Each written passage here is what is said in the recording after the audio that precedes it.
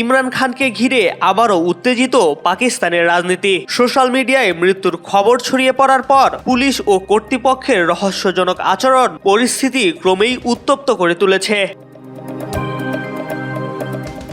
আসল ঘটনা কি ঘটছে পর্দার আড়ালে তার সঠিক কোনো হদিস নেই। ইমরান খানের পরিবার ও তার দলের অভিযোগের সুস্পষ্ট কোনো জবাবও দিচ্ছে না পাকিস্তানের বর্তমান প্রশাসন। সময়ের সাথে পাল্লা দিয়ে ঘটনা জট পাকিয়ে যাচ্ছে।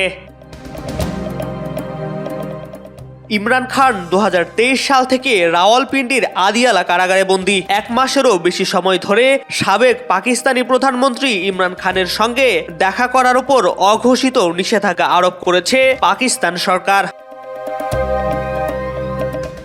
ইমরান খানের বোনেরা তার সঙ্গে বারবার দেখা করতে চাইলেও অনুমতি দেওয়া হয়নি। এর মধ্যে সোশ্যাল মিডিয়ায় তার মৃত্যুর খবর বের হলে উদ্বেগ আরও বেড়ে যায়। ইমরান খানের মৃত্যুর গুজবে 3 বোন দলের নেতাকর্মী সহ কারাগারের সামনে জড়ো হয়। এ সময় আদিয়ালা কারাগারের পুলিশ ইমরান খানের বোন সহ সমর্থকদের উপর চড়াও হয় ও মারধর করে। এতে মৃত্যুর গুজব আরও জোরালো হয়। ইমরান খানের বোন ক্ষোভ প্রকাশ করে বলেন, 71 বছর বয়সে আমাকে চুল ধরে টেনে নিয়ে যাওয়া হয়, হিংস্রভাবে মাটিতে ফেলে দেওয়া হয়, শরীরে আঘাতের চিহ্ন স্পষ্ট।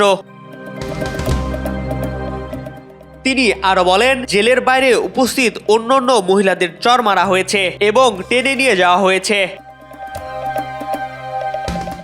তবে কারা কর্তৃপক্ষ বিবৃতি দিয়ে ইমরান খানের মৃত্যুর গুজব উড়িয়ে দিয়েছে। তারা দাবি করেছে পিটিআই প্রধান কারাগারে সুস্থ আছেন। MR আকাশ, আজকাল।